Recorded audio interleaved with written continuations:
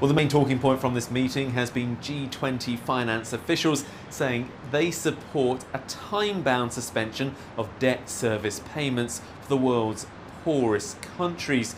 A group of wealthy nations say they've agreed a coordinated approach involving all official bilateral creditors and have called on private creditors to also take part. Saudi Arabia's finance minister, speaking at a presser after the summit, said the suspension will last for 1 year.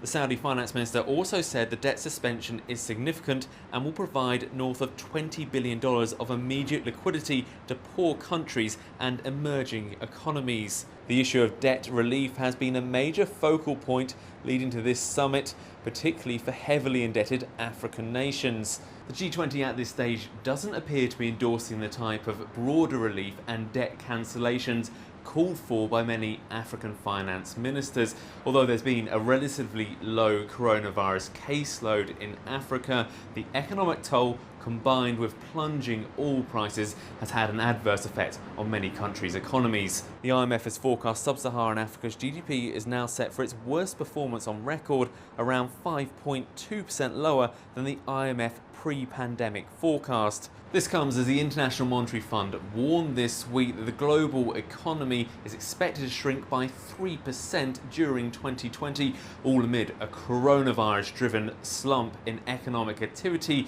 that's set to mark the steepest downturn since the 1930s Great Depression. Jacob Greaves, CGTN in Dubai.